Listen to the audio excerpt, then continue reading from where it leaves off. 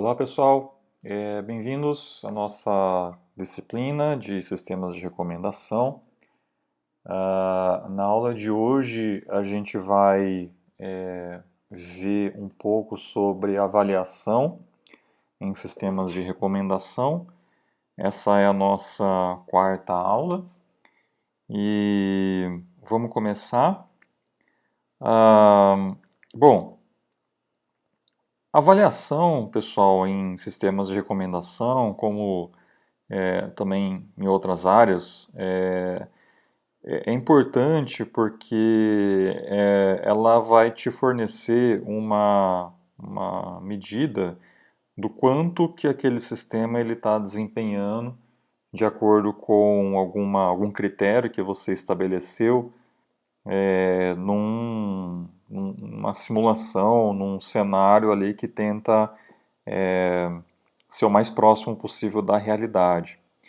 No caso de sistemas de recomendação, a avaliação vai tentar mensurar o quão bem o sistema atende às preferências do usuário, quer dizer, o quanto que o sistema fornece recomendações de itens que sejam relevantes de acordo com os interesses, as preferências de cada usuário.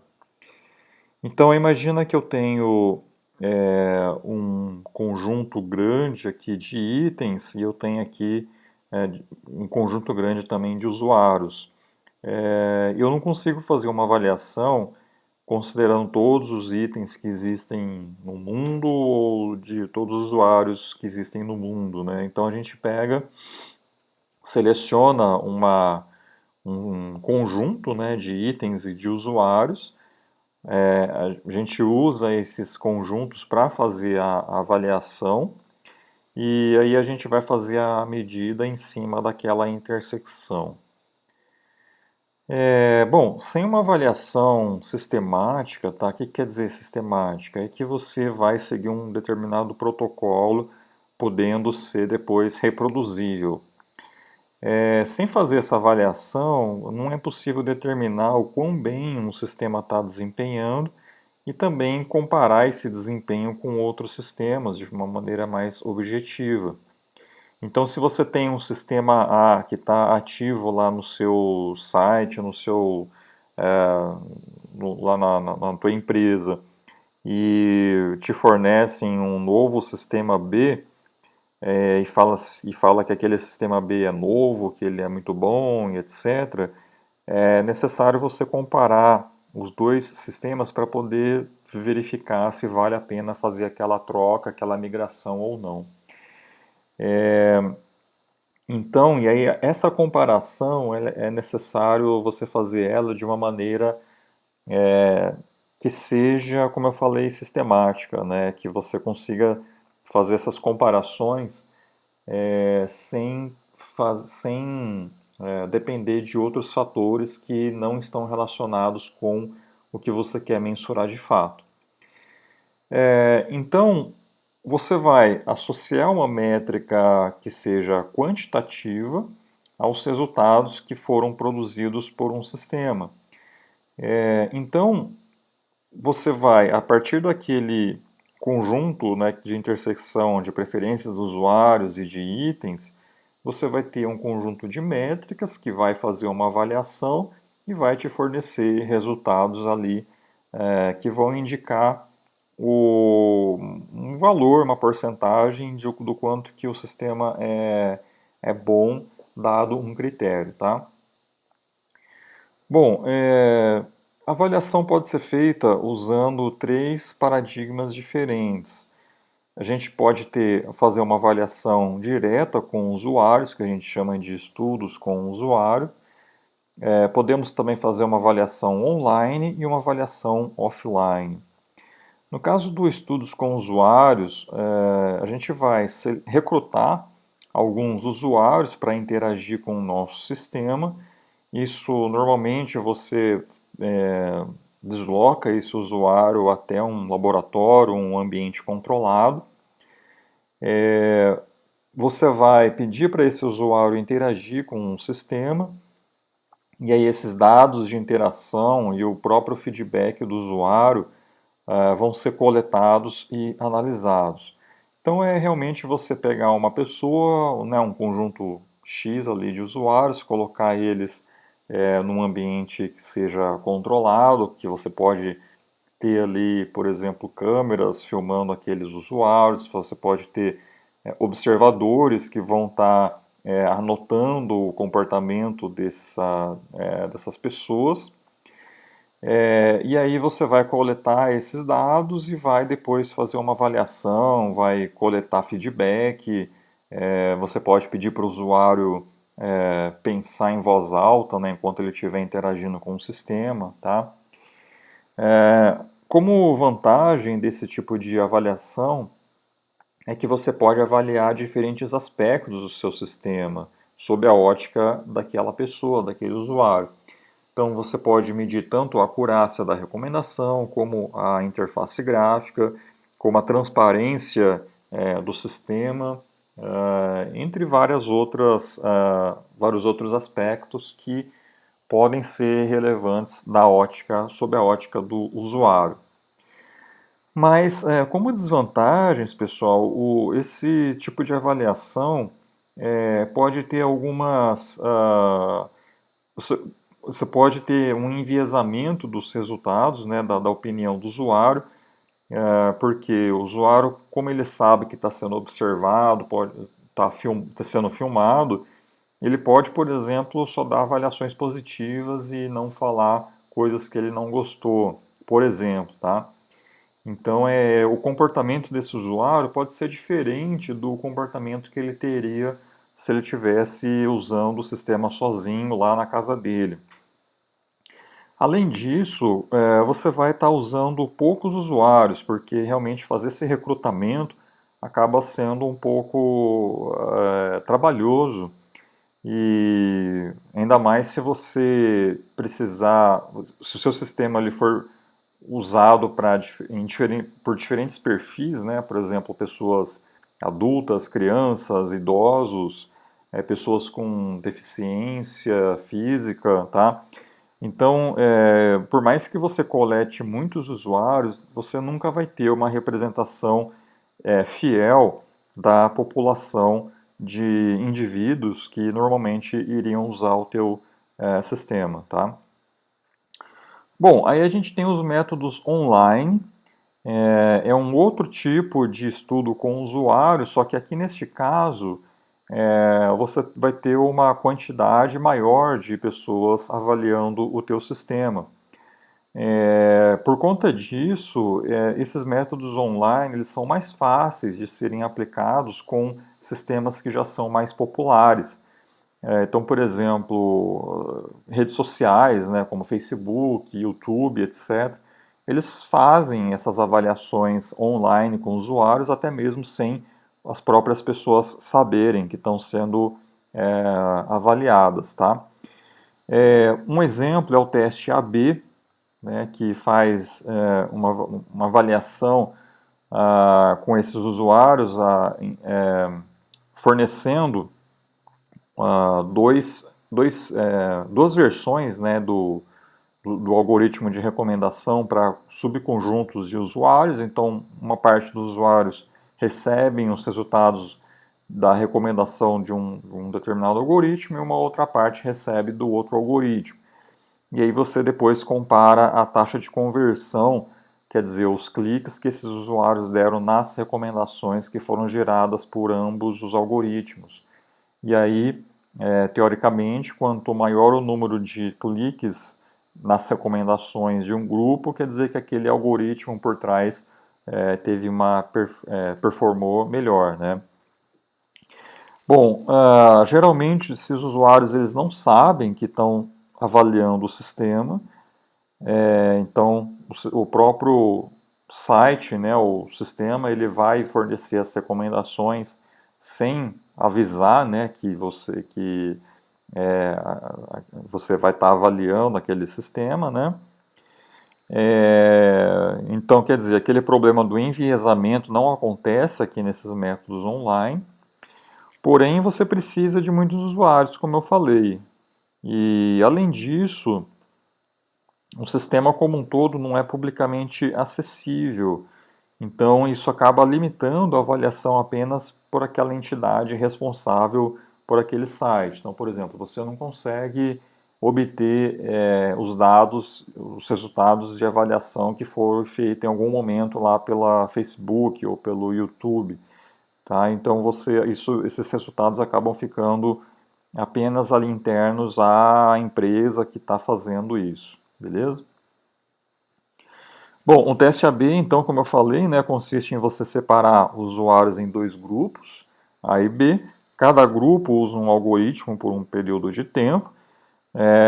Aqui, esse passo aqui é importante, né, você manter as demais configurações do sistema tão idênticas quanto possível, porque se você altera, além do algoritmo, você altera alguma outra configuração, por exemplo, a interface gráfica, pode ser que aquela variação na taxa de conversão tenha sido provocada não pelo algoritmo de recomendação, mas sim pela interface. Tá? Então você tem que manter o mais próximo possível ambas as versões para os grupos A e B. E aí no fim do processo você vai comparar a taxa de conversão desses dois grupos. Bom, e aí a gente chega nos métodos offline que eles usam bases de dados que já estão prontas, que vai conter ali o histórico dos usuários. Essas bases, pessoal, elas são um pouco diferentes de bases, por exemplo, para machine learning, para recuperação de informação. O mínimo necessário para essas bases é você ter um conjunto de usuários, você precisa também ter um conjunto de itens e aí você precisa ter as interações, quer dizer, quais foram os itens que cada um desses usuários aqui acessaram. Essas interações podem ser tanto explícitas, que seriam as notas, né, de avaliação, né, por exemplo, qual foi a nota que o usuário U deu para o item I, ou pode ser notas implícitas também. Então, na verdade, você vai ter apenas esse R ou I, né, na verdade vai ser 1 ou 0, né, sendo que esse 0, na verdade, é desconhecido. Enquanto que aqui você pode ter notas, por exemplo, de 1 a 5. Então, essas informações, quer dizer, um conjunto de usuários, conjunto de itens e um conjunto de avaliações, é o mínimo necessário para fazer a avaliação offline. Além delas, você pode também ter, por exemplo, metadados, informações demográficas, tá? Informação sobre redes sociais, então, por exemplo, quais que são os relacionamentos, né? Relacionamentos entre os usuários. Então você pode ter várias outras informações aqui que, dependendo do algoritmo que você está avaliando, vão ser necessárias. Mas, por exemplo, para métodos de filtragem colaborativa, que a gente viu, né, nas últimas aulas, você ter um conjunto de usuários, conjunto de itens e um conjunto de avaliações já é o necessário, já é o que você precisa. E esses usuários e esses itens também não precisam ser identificáveis, podem ser apenas IDs, né, de itens, IDs de usuário, que não importa, por exemplo, qual foi o filme que um usuário viu, né, desde que você saiba que ele viu aquele filme, tá? Bom, a avaliação então é feita a partir das interações que já foram feitas. Existe uma facilidade para a reprodução dos experimentos, até mesmo para a realização desses experimentos. Por isso que os métodos offline, geralmente na área de recomendação, são mais comuns de serem encontrados.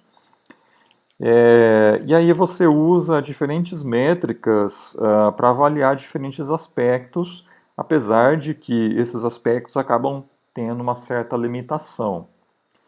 Então, você pode fazer a avaliação da acurácia, da diversidade das recomendações, da novidade, cobertura, do erro da predição.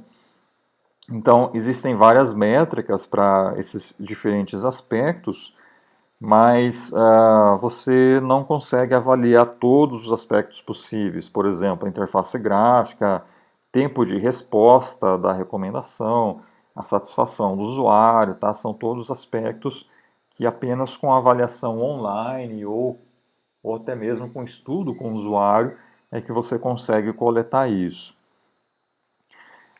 O conjunto verdade, que é o ground truth, você precisa fazer isso a partir daquela base de dados e aí você vai precisar criar algumas suposições que nem sempre são verdadeiras. Então, por exemplo, dada aquela base de usuários, itens e avaliações, você vai fazer uma divisão ali para um conjunto de teste, que é o seu ground truth, tá? E o resto você vai usar para treinamento. E aí esses dados aqui que estão em teste, você vai assumir que é o ground truth, mas você pode ter, por exemplo, interações aqui dentro que nem sempre vão indicar a relevância de um item para o usuário. E você pode também ter o caso onde não existe uma interação de um usuário para um item, e mais aquele item é relevante para o usuário, ele apenas não avaliou aquele item durante aquele período que aquele conjunto de dados foi coletado. Beleza? Isso aqui depois, mais para frente, eu vou falar melhor, tá? Bom, no caso, a gente tem algumas bases de dados, pessoal, que para recomendação que podem ser usadas. Então, por exemplo, aqui tem alguns links que é um conjunto aí de uma coletânea de algumas bases que existem em cada um desses links. Eu peguei o último aqui, que é do Arthur, que é um ex-aluno meu.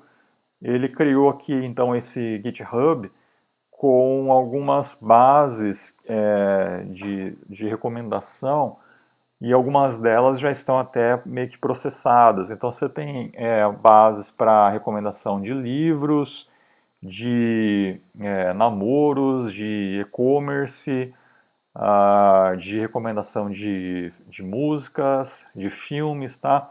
Então você tem vários domínios que estão aqui, alguns deles são para com feedback explícito, outros são para feedback implícito. No caso, é importante sempre verificar o número de usuários, itens e avaliações que você tem. Então, por exemplo, aqui no caso do MovieLens, você tem várias versões aqui de bases de dados, porém algumas dessas versões elas não são mais tão utilizadas. Então, por exemplo, esse MovieLens 100K, ele é uma base muito antiga que foi disponibilizada em 1998, né? Faz mais de 20 anos, né?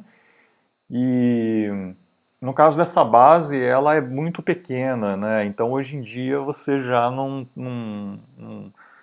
é tão usual você utilizar essa base para reportar resultados de um artigo, de um trabalho numa comunidade científica, né? Então, normalmente a gente usa bases maiores, que nem você tem aqui bases mais atuais, por exemplo, de 25 milhões de interações, são as bases que são recomendadas para novas pesquisas, né? Tá? Então é necessário verificar, né, essas estatísticas sobre as bases e verificar também o que normalmente os pesquisadores têm utilizado para fazer a reportação aí de avaliação, tá? Bom, no caso de você fazer uma avaliação offline, é importante a gente projetar o sistema de modo que os resultados não sejam enviesados. Bom, no caso você pode, por exemplo, fazer uma divisão da sua base em 3 conjuntos diferentes, né, que é o conjunto de treinamento, de validação e de teste. Essas porcentagens que você usa aqui são variáveis, isso acaba dependendo aí do teu caso, né, do que você está avaliando, porque pode ser, por exemplo, que você adote essas porcentagens aqui, mas o seu treinamento acaba ficando muito pequeno, ou o teu conjunto de teste acaba ficando muito pequeno, tá? Então isso acaba variando bastante. E para que serve os conjuntos de treinamento, validação e teste, né? Então, no caso, o treinamento você usa para realmente fazer o ajuste dos ajuste do seu modelo. Então, por exemplo, se você usa um método de fatoração de matriz, não sei se vocês lembram, né, mas no caso da fatoração de matriz, a gente tinha alguns parâmetros que a gente tinha que ajustar, por exemplo, o learning rate,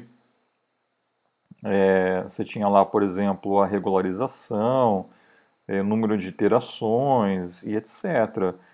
E aí você tem lá no modelo em si, você tem as matrizes P e Q que vão ser ajustadas durante o treinamento.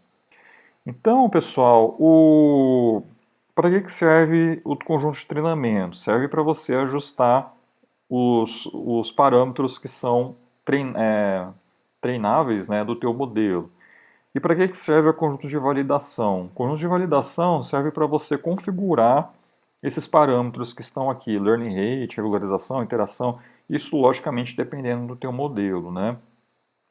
Até mesmo se você usa, por exemplo, um KNN, um user KNN que seja, você tem que definir também o valor de K, né, que é o número de vizinhos que você vai considerar lá no teu cálculo lá da média ponderada dada a similaridade, né? E aí a similaridade também de usuários você vai fazer com o conjunto de treinamento, tá? O que normalmente se faz, né? Você vai ter o teu conjunto aqui de treinamento mais validação, o seu conjunto de teste. Esse conjunto de teste aqui você vai usar ele apenas para reportar os resultados, tá? Então normalmente você vai usar ele uma vez, né, para gerar aí os resultados da recomendação, né? E esses dois conjuntos aqui você pode separar então, fazer um estágio, né? O primeiro estágio, por exemplo, que seria usar treinamento e validação. Então, então você vai, por exemplo, configurar os parâmetros e vai testar parâmetros, tá?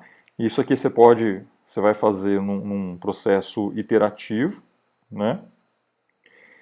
E, bom, uma vez que você determinou quais foram esses parâmetros que melhor desempenharam nesse conjunto de validação, aí você parte para o segundo estágio. O que consiste esse segundo estágio? Consiste em você usar treinamento mais validação para treinar o modelo, tá? Com esses parâmetros aqui que você determinou antes, então você não vai mais variar esses parâmetros, beleza? E aí eu usar o conjunto de teste para realmente testar e avaliar o sistema, beleza?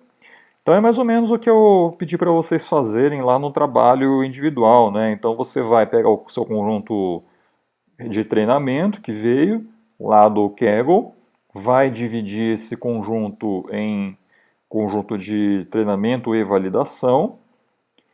Pode ser, por exemplo, se você tem aqui, imagina que aqui é 100%, você vai fazer uma divisão de, por exemplo, 80-20 ou 90-10, tá?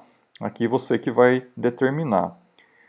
Você vai então fazer o treinamento com esse subconjunto aqui, né, que você obteve lá do Kaggle, e vai fazer a avaliação dos parâmetros. Então, processo iterativo, vai fazendo aqui várias vezes para diferentes valores de learning rate, regularização e iteração, né? E aí, uma vez que você determinou os melhores parâmetros, você junta esses dados aqui de novo, né, que vai estar aqui, que é um novo conjunto de treinamento contendo todos os dados, treina o teu modelo com esses parâmetros, como eu falei, e aí, dado o conjunto, dado o seu modelo treinado, você faz avaliação com o conjunto de teste, quer dizer, esse conjunto aqui ele é totalmente novo, você não usou ele antes para configurar nada, tá bom? Bom, essa divisão, pessoal, entre treinamento, validação e teste pode ser feita de duas maneiras diferentes. Na verdade, existem várias maneiras. Isso acaba dependendo, então, do teu caso, né? Então, por exemplo, você pode fazer um holdout, que a gente chama, que é fazer uma única divisão de treinamento e teste. Ou você pode usar, por exemplo, um cross-validation para fazer várias divisões e rodar várias vezes os seus experimentos. Então, como eu falei, isso acaba dependendo do cenário, né? Então, por exemplo, se você está trabalhando com dados temporais, quer dizer, aquele timeline das interações de um usuário te importa, né? É importante para você, não tem sentido você usar os dados iniciais para teste e fazer o treinamento com as interações que vieram depois lá que estão na tua base, né? Então, aí, nesse caso aqui, não tem muito sentido você fazer cross-validation. Aí você vai fazer uma única divisão, que a gente chama de holdout, que é pegar aquele timeline daquele usuário, né, de interação, pegar, por exemplo, as últimas interações desse usuário e usar isso como teste, tá? E o restante usar como um treinamento e validação, beleza?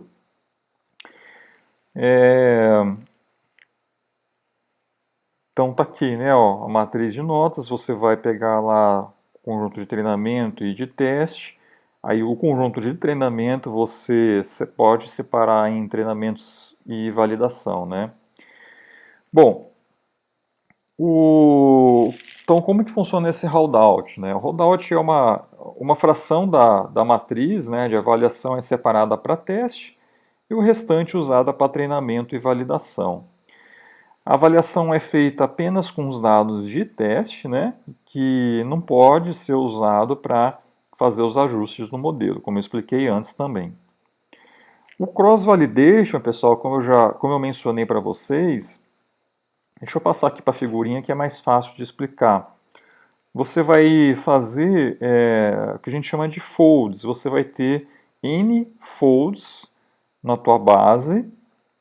Nesse caso aqui eu estou fazendo com N igual a 5, tá? O que consiste cada um desses folds? No primeiro fold você vai dividir o seu conjunto em 5 subconjuntos, e aí desses 5 subconjuntos você vai, em cada fold, usar um desses subconjuntos para teste. Então, por exemplo, aqui no primeiro fold, você vai pegar o primeiro subconjunto, usar para teste, e o restante para treinamento. No segundo fold, você usa o segundo subconjunto para teste, e esse mais esses outros para treinamento. E assim por diante, tá? Então, quer dizer, você vai ter, na verdade, 5 configurações diferentes aqui, de treinamento e teste. Então você vai rodar os seus experimentos 5 vezes, né, um para cada fold, e depois os resultados da avaliação que vai ser feita, né, em cada conjunto desse aqui de teste, você vai tirar uma média e vai reportar esses resultados, tá? Então, como eu falei, gente, se você usa, por exemplo, dados temporais, o cross-validation acaba não tendo muita... Você não consegue fazer isso muito bem, porque você vai usar um conjunto de teste que pode, no timeline das interações dos usuários, isso pode ser uma época que foi feita antes das interações posteriores que seriam usadas para treinamento, né? Então isso acaba não podendo acontecer, tá? Mas em alguns outros sistemas onde as informações temporais não são consideradas, o cross-validation acaba sendo útil, tá? Porque você vai fazer com que os seus experimentos sejam executados em diferentes situações e aí você vai tirar uma média disso. E uma outra coisa também interessante do cross-validation é que você consegue fazer análises estatísticas, como por exemplo a aplicação dos testes T-Student, tem outros como Will Coxon, tá? Entre outros, né, que você vai ter duas amostras de resultados, né, por exemplo, para o algoritmo A e para o algoritmo B, e você consegue, por exemplo, mensurar se esses dois conjuntos aqui eles são significativamente diferentes, né? Isso também é algo importante aí para fazer a avaliação, porque pode ser que os resultados reportados por um algoritmo deu, por exemplo, 0,53 e para o outro algoritmo deu 0,529, tá? Então quer dizer, esses resultados são bem próximos entre si, mas pode ser que essa variação realmente ela seja baixa, tá? Então, se tendo vários valores aqui para o primeiro e vários valores aqui para o segundo, dá para você fazer uma análise estatística para verificar se são significativamente diferentes entre si. E aí esses testes aqui, pessoal, existem ferramentas prontas que fazem isso, tá? Então eu não vou explicar aqui como que eles funcionam. Na área de estatística vocês encontram também bastante material sobre isso, beleza? Também você pode fazer uma divisão de acordo com as avaliações dos usuários. Então você tem o all but one, quer dizer, você vai separar N avaliações de cada usuário para o conjunto de teste, tá? E o given N é ao contrário, você vai manter no conjunto de treinamento N avaliações de cada usuário. Então, por exemplo, se você quer manter as mesmas condições na fase de teste para todos os usuários, essa divisão aqui é melhor.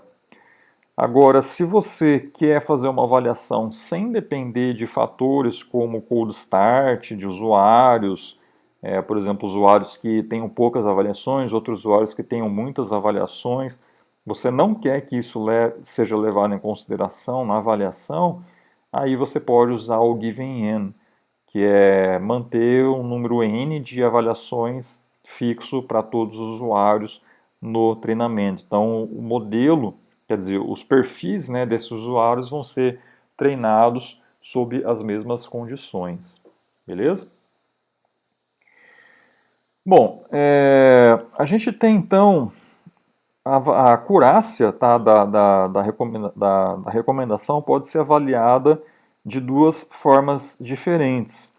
Você pode fazer uma avaliação das notas preditas, de cada par usuário item, ou você pode fazer a avaliação dos rankings de itens que foram recomendados para os usuários. Bom, em ambos os casos, a gente vai precisar de um conjunto de teste, tá? Bom, vamos lá. Então, no caso da avaliação da predição, a primeira coisa que você precisa é de uma base com notas explícitas ou com avaliações explícitas, tá? Então, pode ser, por exemplo, você vai ter que ter uma tripla, né?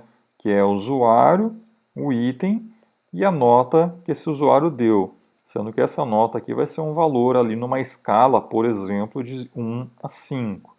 Pode ser outras escalas, por exemplo, de 1 a 10, enfim. E aí o que você vai avaliar? Você vai avaliar a comparação entre o erro, na verdade, né? Entre a nota real e a nota predita. Tá? E quanto menor esse erro, melhor é o teu sistema, né? Então, duas métricas que são usadas para isso é o RMSE, que é o Root Mean Squared Error, que vai pegar aquele erro e elevar ao quadrado, fazendo isso para todos os pares de usuário item que você tem na tua base de teste, tá? Daí você vai então normalizar depois e vai tirar a raiz. E a gente tem também o Mean Average Error, que ele não eleva ao quadrado, ele simplesmente faz uma acumulação desses erros e depois normaliza, tá? Existe uma diferença, tá? Uma variação aí mais conceitual entre o RMSE e o MAI, que é a seguinte, né? O RMSE ele vai dar uma penalização maior para aquelas diferenças, né, de nota real e nota predita que sejam maiores. Então, por exemplo, reparem que eu pego, eu estou fazendo aqui, ó, eu tenho o ID do usuário, tenho o ID de um filme, tenho a nota real que esse usuário deu para esse filme, tá? Que é essa daqui. Tenho a predição que um determinado sistema deu. E olha só a diferença, né? Se eu uso simplesmente a diferença um menos o outro, vai me dar 0,5, mas se eu elevo ao quadrado, vai me dar 0,25. Fazendo isso para todos os usuários e todos os itens, eu vou ter aqui para toda essa tabela, né, um valor de MAI igual a 0,46 e um valor de RMSE igual a 0,75. Quer dizer, essa diferença, né, desses valores é muito alta. Reparem que se eu remover, por exemplo, a linha 4, o que é essa linha 4? Essa linha 4 aqui é a maior diferença que eu tenho, né, entre a nota real e a nota predita. Removendo apenas essa linha, veja que o RMSE já caiu bastante, ó. E aí essa diferença do MAI e do RMSE já não é tão grande. Se eu remover ainda mais dessas maiores diferenças aqui, por exemplo, as linhas 1, 2, 4 e 5, o MAI e o RMSE, eles acabam ficando bem próximos entre si, tá? Então, o RMSE, ele vai dar uma penalização maior para quando a predição do seu sistema seja muito diferente da nota real. Quer dizer, ele acaba sendo melhor, né? Ele é mais criterioso para estabelecer o erro aí do teu sistema, né? O valor ali da acurácia, beleza? Bom, ambas as métricas, elas não conseguem mensurar o impacto da melhoria da recomendação para o usuário. Esse ponto aqui, pessoal, ele acaba sendo bastante importante na área de recomendação, porque normalmente a gente encontra artigos que indicam, por exemplo, o algoritmo A teve uma melhoria, por exemplo, de 5% do RMSE em relação ao sistema B. Mas o que quer dizer esse 5%? Tá? Na visão do usuário, será que ele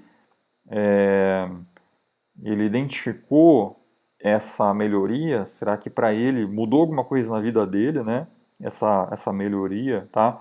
Então, hoje, atualmente, tá? Na área de sistemas de recomendação, primeiro que fazer a avaliação de predição também não é mais tão utilizada. Normalmente, hoje em dia, você faz a avaliação de ranking, como eu vou falar daqui a pouco.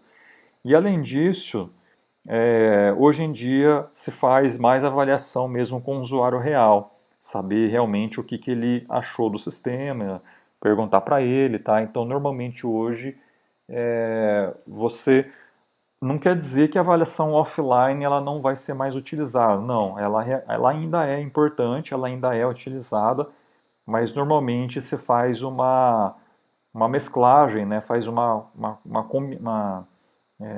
reporta as duas coisas, né? Tanto a avaliação offline como a base, como também uma avaliação online com os usuários, tá bom? Bom, sobre avaliação de ranqueamento agora, né? No caso, pessoal, da avaliação de ranqueamento, a gente vai, dada um ranking, né, uma lista de recomendações para o usuário, a gente vai identificar o que é relevante e o que não é relevante. E vai reportar isso por meio de métricas que são específicas para classificação, né? Bom, a gente usa então uma matriz de confusão, então quer dizer que o sistema recomendou, né, se ele recomendou ou não, tá? E a realidade, o que é relevante e o que é irrelevante. Então, se o sistema ele recomendou algo que é relevante, ele vai cair aqui nessa célula do verdade positivo. Se o sistema recomendou algo que não é relevante para o usuário, ele entra como um falso positivo. E a mesma coisa, se o sistema não recomendou algo que é relevante, é um falso negativo.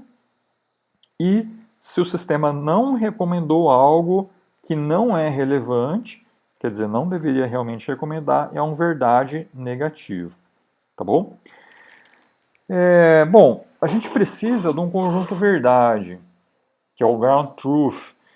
Para isso, quer dizer, esse conjunto verdade, né, vai ser usado para realmente identificar o que é relevante e o que não é relevante, né? Então, essa realidade aqui, na verdade, ela vem do ground truth, tá? Ela vem daqui. E aí isso daqui vem do próprio sistema, né? Então, a gente precisa usar o conjunto de teste para poder criar esse ground truth, esse conjunto verdade. Mas para isso a gente tem que criar uma suposição. A suposição é que usuários vão avaliar ou visitar apenas itens que são relevantes.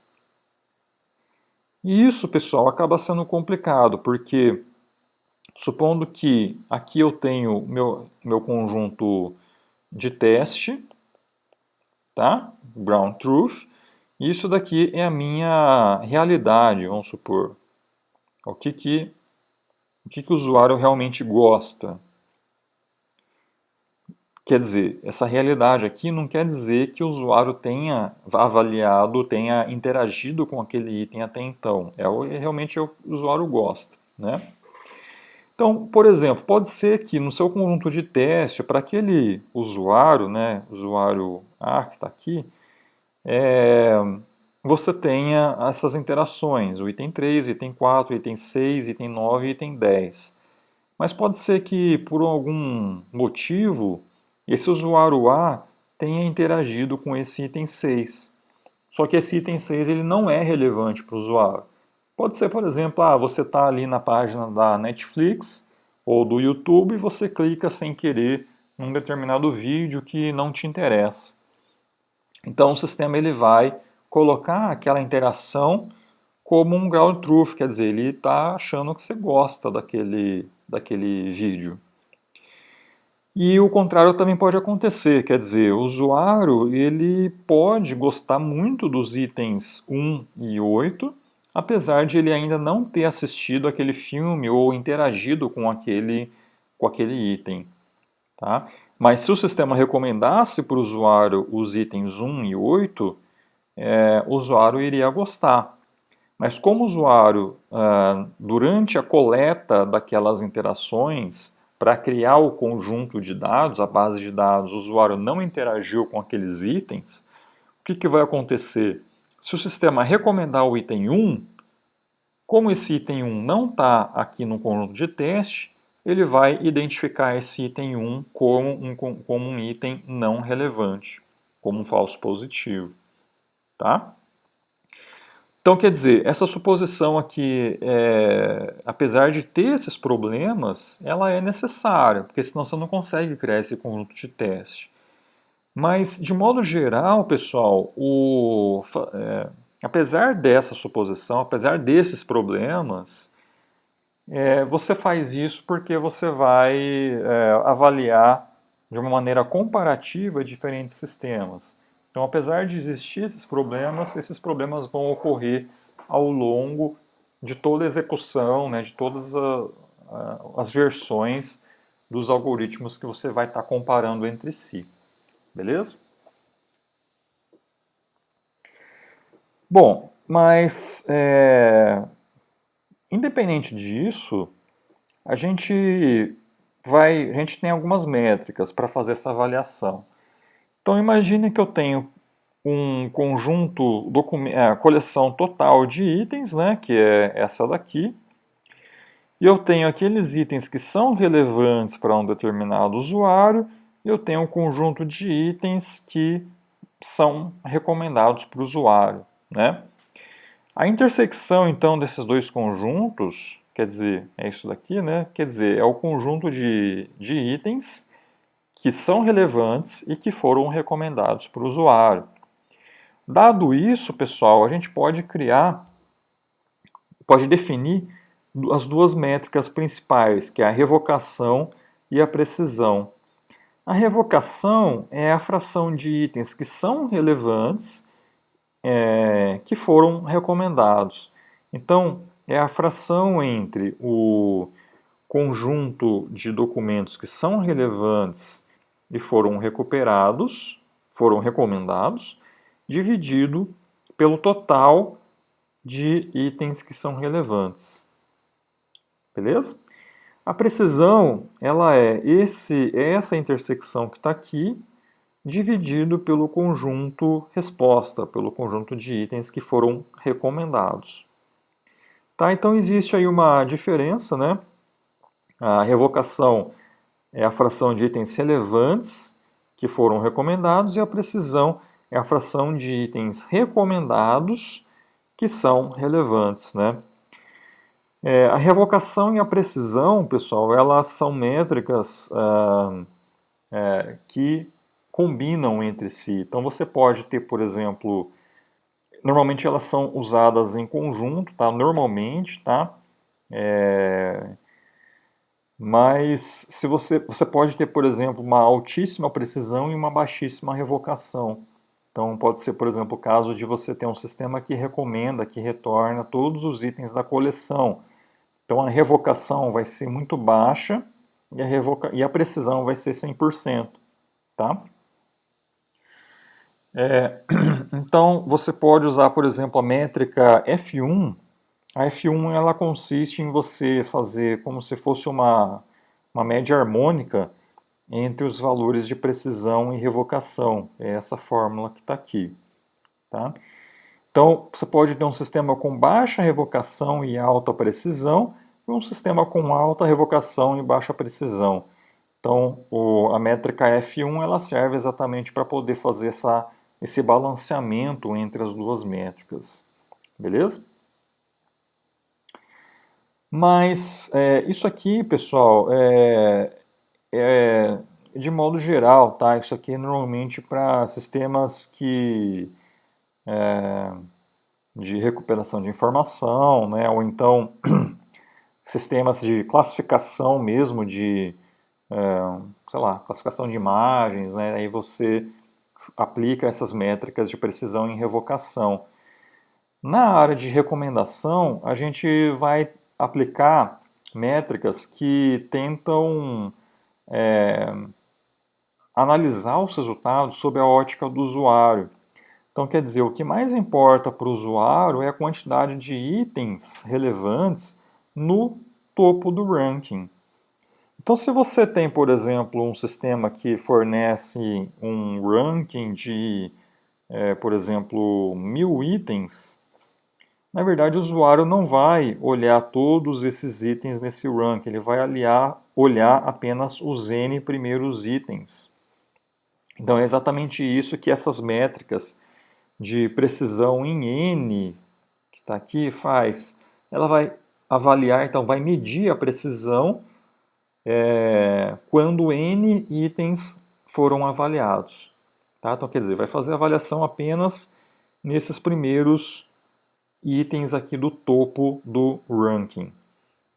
Geralmente esse valor de N é um valor ali, por exemplo, de 1 a 20, tá? 1, 5, 10 ou 20.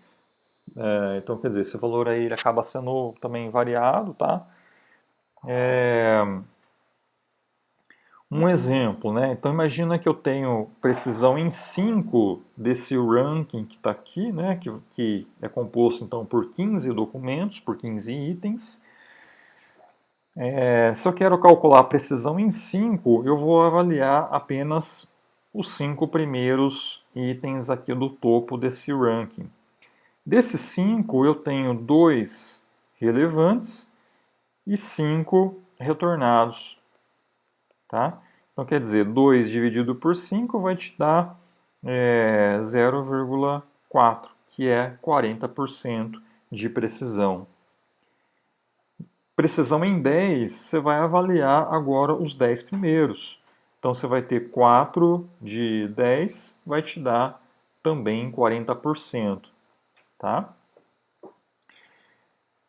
E aí, fazendo isso, na verdade, então, pessoal, esses cálculos você faz para cada usuário, né? Então, você vai ter um ranking desse que foi gerado para o usuário 1, você vai ter um outro ranking que foi gerado para o usuário 2, outro para o usuário 3. Aí você pode calcular, por exemplo, a precisão em 5 para esse, a precisão em 5 para esse, a precisão em 5 para esse, e depois você tira a média dessas precisões para reportar os resultados do sistema. Beleza? E aí, então, isso indica qual algoritmo é preferível aos olhos do usuário, né? Então, você vai fazer isso para o sistema A, para o sistema B, para o sistema... isso para cada usuário, né?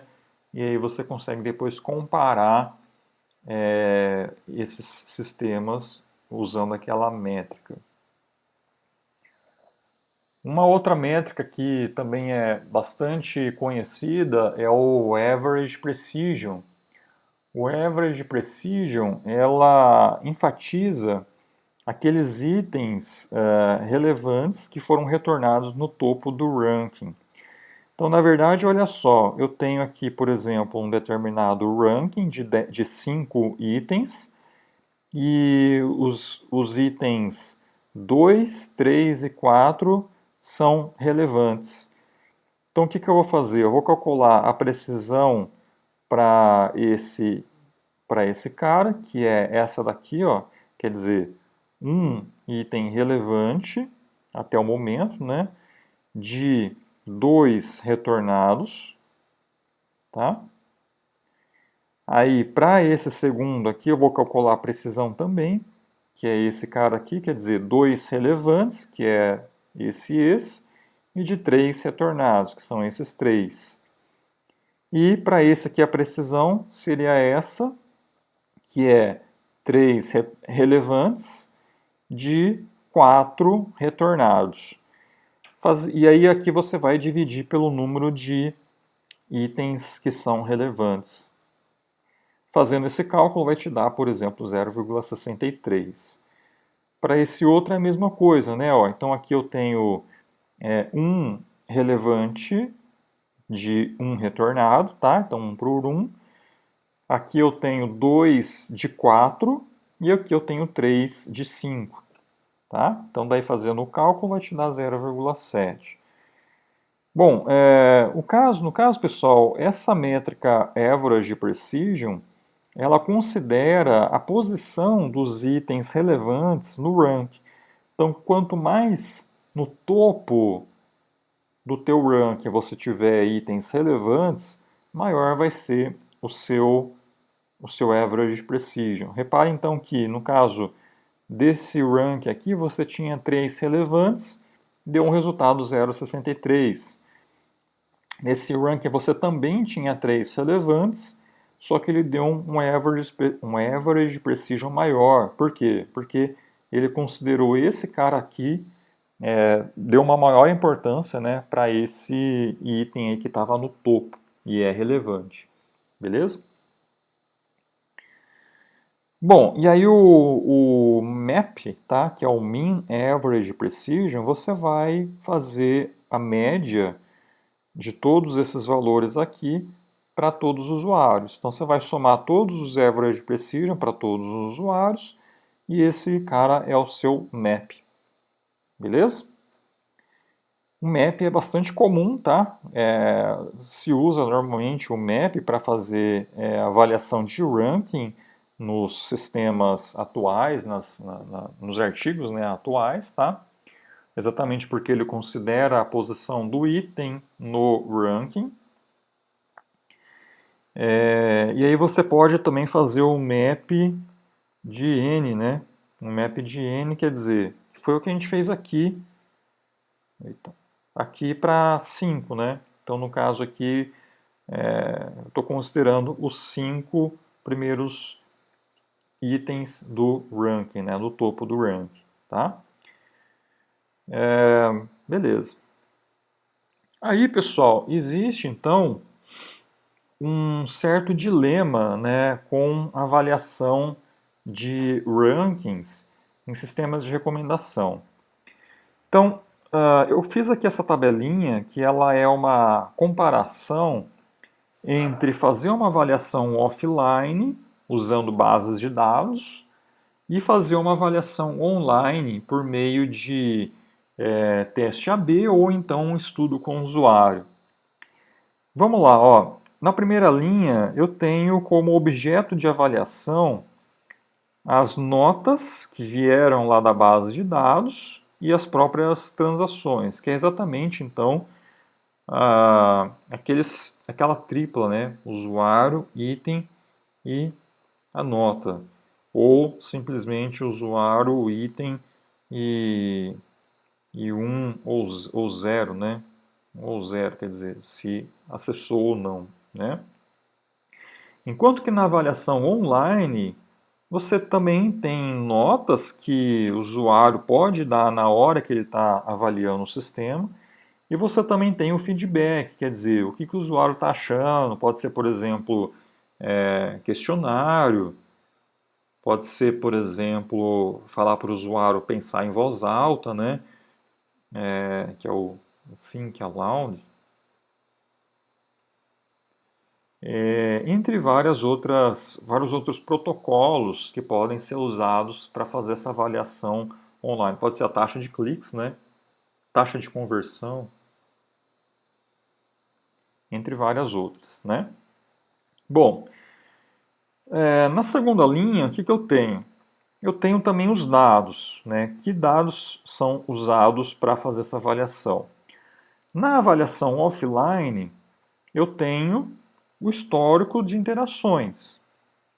Tá? Então eu vou ter lá sua base de treinamento, ela vai ter usuário, item e a nota. Tá? Então você vai ter um monte aqui de usuário, um monte de item, um monte de nota. E isso aqui é o seu, para cada usuário, então você tem um histórico, né? No caso da avaliação online, pessoal, esse histórico acaba sendo, dependendo, né, de como você está configurando, de quem são os seus usuários, pode ser que você não tenha um histórico desse usuário e você tenha que pedir para esse usuário interagir algumas vezes com os seus itens para determinar o perfil de cada um, né? Tá? Então, dependendo aí da avaliação, você não vai ter um perfil prontinho para você fazer a avaliação daquele usuário. Você vai ter que pedir para esse usuário avaliar um conjunto inicial de itens para depois fornecer as recomendações e aí sim fazer a avaliação aqui por meio das notas ou feedback. Beleza? Além disso, todos os itens que vão ser recomendados para o usuário vão ser avaliados. Então, quer dizer, você tem um seu usuário que está avaliando o teu sistema, você fornece uma recomendação para ele, aquele usuário vai dar algum feedback sobre aquela recomendação. Enquanto que aqui nem todos os itens recomendados vão ser avaliados. Quer dizer, o seu conjunto de teste, você vai ter, dado um usuário, você vai ter um conjunto de itens que esse usuário avaliou, que você separou para avaliação. Se o seu modelo recomendou, por exemplo, esse item e esse item, beleza, dá para você calcular, por exemplo, a precisão. Mas esses outros dois itens aqui, você não está considerando na avaliação. Beleza? Terceira linha. Notas de itens não avaliados são desconhecidas e são interpretadas como não relevantes. Então isso daqui é exatamente aquela suposição inicial que eu falei antes para vocês, que o seu conjunto de teste, você vai considerar que todos os itens que esse usuário tem ali naquele conjunto de teste são interações de sucesso, né, que são itens relevantes, que nem sempre é verdadeiro, né? Bom, na avaliação online, o que eu tenho? As notas de itens relevantes e não relevantes que não foram recomendadas são desconhecidas. Então, se você não recomendou alguma coisa para aquele usuário, não tem como você coletar o feedback dele. Então, o usuário ele não vai te falar se ele gosta ou não de um item, a não ser que você recomende isso para ele, né? Você peça para ele avaliar. Tá bom? Bom, e aí aqui no caso, pessoal, essas outras duas linhas eu vou falar daqui a pouquinho, né, que são que é o efeito da suposição inicial de acordo com a precisão e revocação, tá? E no caso da avaliação online, os falsos negativos e verdades negativos, quer dizer, para você encontrar aqui são os itens que itens não recomendados, né? Quer dizer, o item que não foi recomendado e não é relevante é um true negativo, e um item não recomendado, mas que é relevante, é um falso negativo. Então, quer dizer, itens que não são recomendados não podem ser avaliados, então você não consegue determinar FN e TN. E no caso, por conta disso, né, a precisão ela é ok, né, porque ela não depende desses caras, e a revocação ela é questionável, né, porque ela depende desses caras aqui para determinar, né, para encontrar esses valores. Então vamos ver aqui no caso da avaliação offline, o que acontece. Ó, o efeito da suposição inicial em termos de precisão para o conjunto verdade e para a realidade, quer dizer, o que o usuário realmente gosta. Então, reparem que eu tenho esse ranking aqui, que foi recomendado para esse usuário A.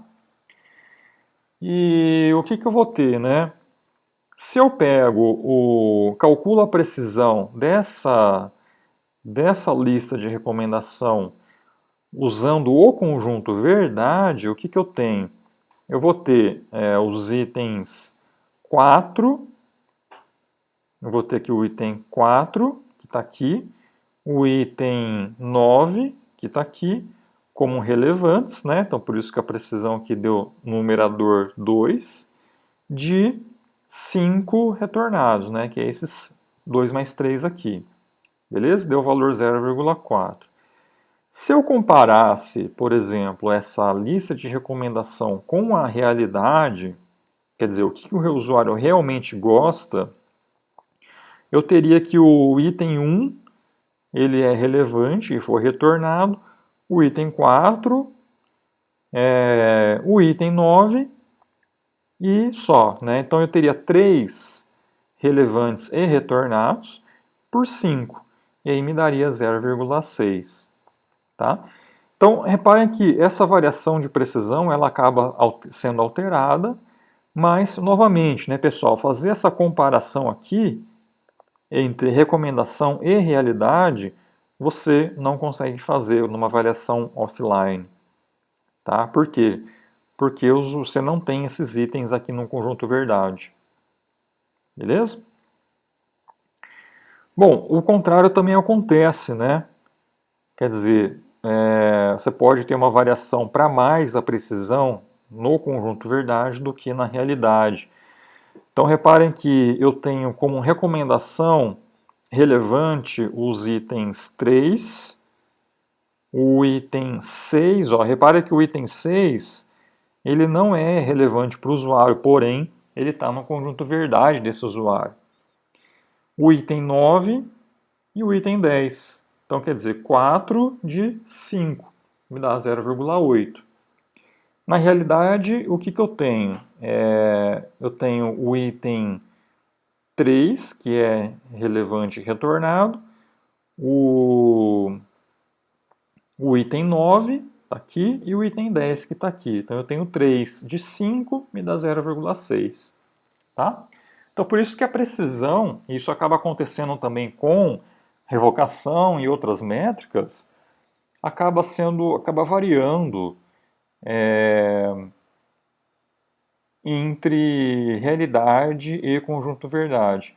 Mas como eu falei antes, pessoal, esse problema que vai ocorrer aqui no conjunto verdade vai ocorrer não só para um determinado algoritmo de recomendação, por exemplo, o X, né?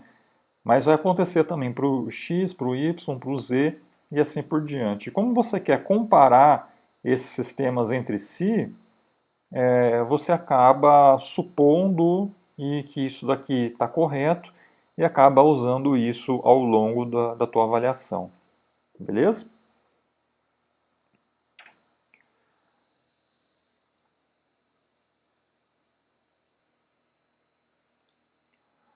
Bom, aí pessoal, a gente vai ter também outros aspectos que podem ser usados para fazer avaliação em sistemas de recomendação.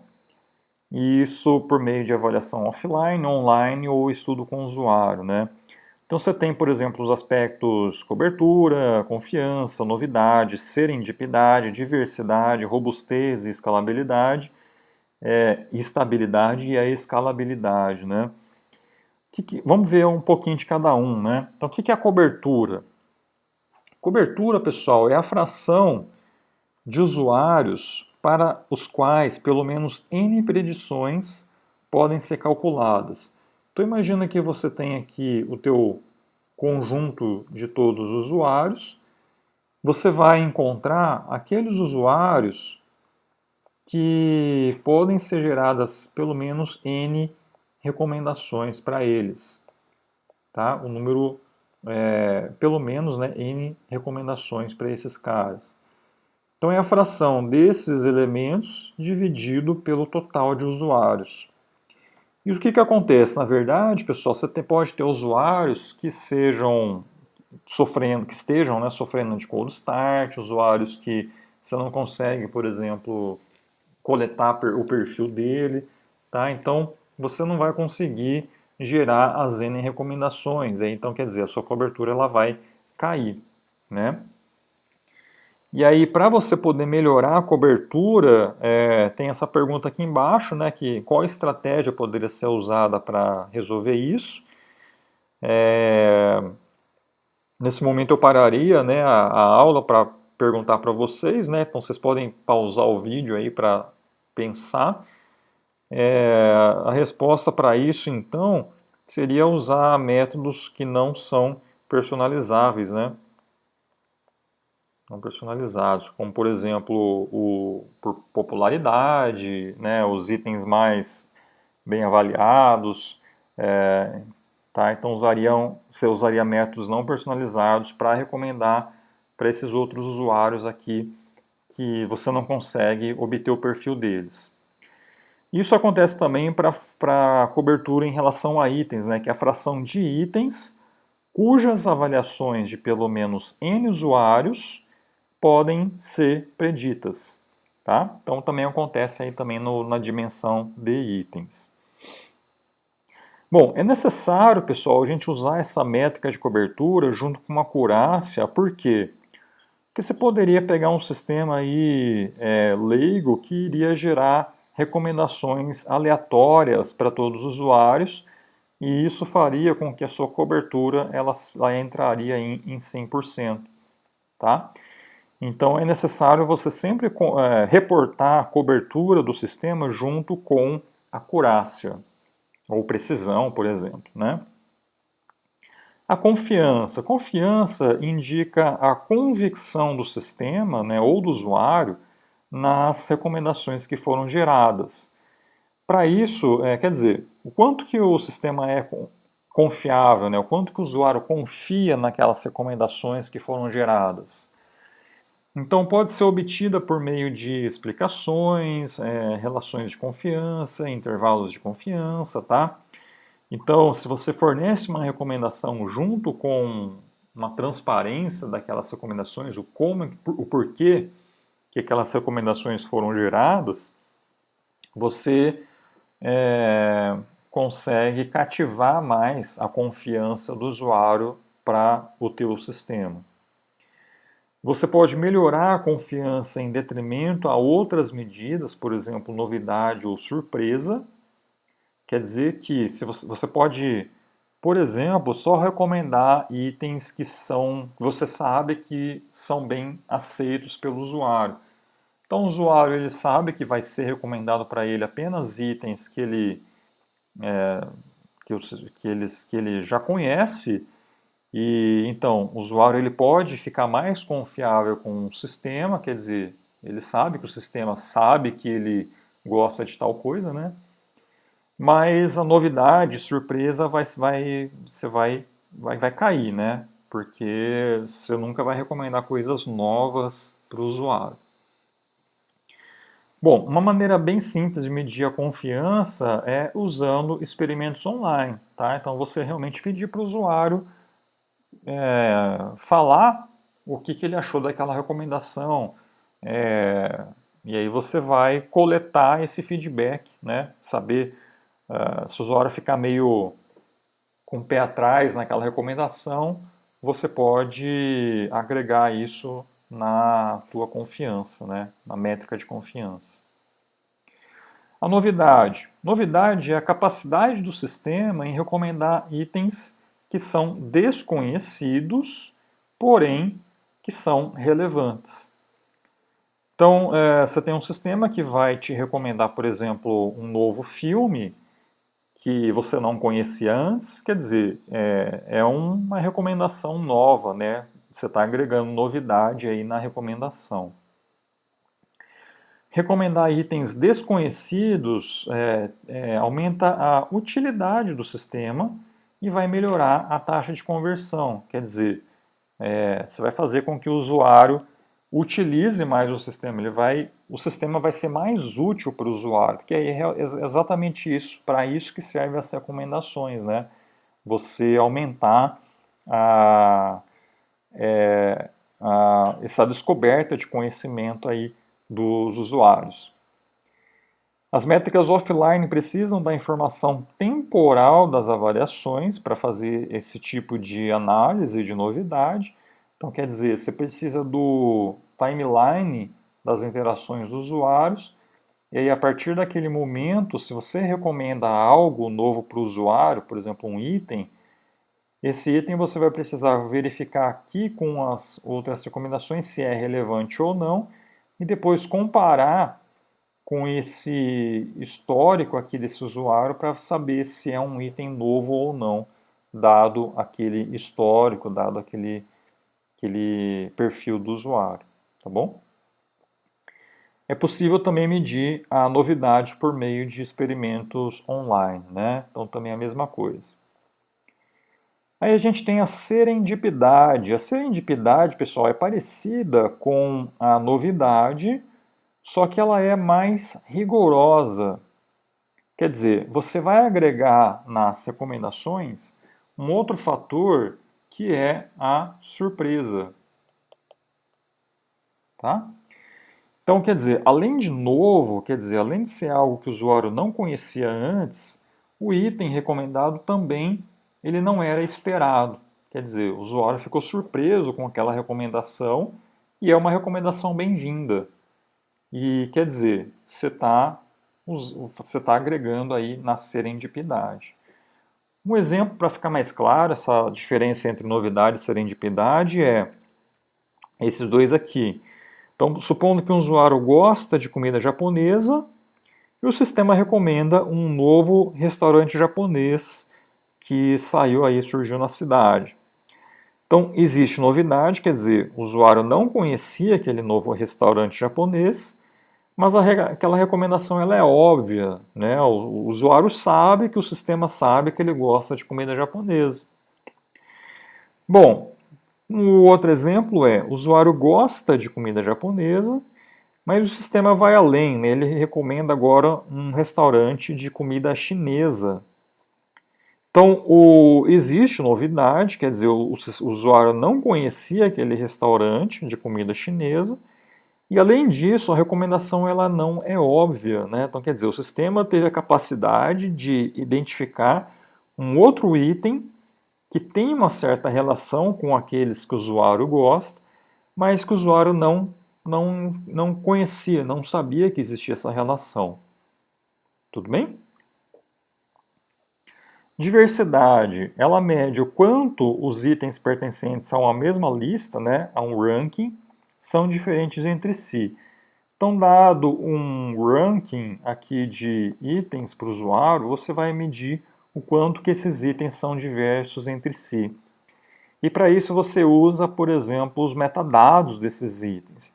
Então, supondo, por exemplo, que esse primeiro item aqui seja um filme de ação, esse outro aqui seja um filme de drama, esse outro aqui seja um filme de animação, anime, e assim por diante. Então, quer dizer, você tem uma lista aqui de filmes bem diversificada, né, em relação ao gênero desses filmes, tá?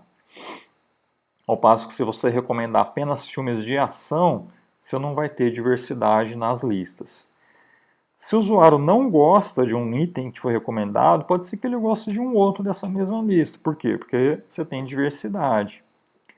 Aumentar a diversidade pode aumentar a novidade e também a própria serendipidade. Quer dizer, você está tendo aí, por exemplo, surpresa ou novidade ali na recomendação, né? E, por outro lado, existe uma certa tendência de que aumentar a diversidade faz com que você decaia a precisão ou acurácia. Tá? Então, normalmente acontece isso aqui, são métricas que são inversamente proporcionais. Beleza? Pode-se medir, né, por meio de métricas de similaridade entre os itens. Tá? Então, a diversidade você pode vir aqui e medir qual que é a similaridade desse primeiro item com todos os outros do ranking, depois o segundo com todos os outros e assim por diante. E aí você vai, isso fazendo essa similaridade aqui, por exemplo, com Pearson, que a gente já viu, né? Pode ser usada aí para calcular essa diversidade, beleza? Bom, aí outros aspectos como robustez e estabilidade, né? Mede o quanto que o sistema é estável e robusto contra ataques ou avaliações falsas de usuários que sejam maliciosos. Isso pode acontecer quando um usuário queira, um sistema pode ser alvo de ataque se o objetivo for aumentar um lucro de um produto em relação à sua concorrência, tá? Então você poderia ter um hacker ali que vai criar vários perfis falsos e vai fazer com que esses perfis avaliem negativamente aquele item da concorrência e positivamente aqueles itens que ele querem aumentar a, a, a, a, a visão, né, daqueles itens, tá? A escalabilidade mede o qual o desempenho do sistema com bases extensas, tá, em termos de eficiência e eficácia. Por exemplo, qual que é o tempo de treinamento, tempo de recomendação, de predição, os requisitos de memória, tá? De processamento. Então, a escalabilidade também é algo bastante importante aí na hora de você propor uma técnica. Você tem que verificar se aquela técnica ela é escalável para sistemas reais. Por isso que usar bases mais extensas acaba sendo vista com bons olhos. Beleza? Enfim, pessoal, essa foi a aula de avaliação em sistemas de recomendação. Espero então que vocês tenham aproveitado e a gente se vê então na nossa live e nas próximas videoaulas. Valeu, gente!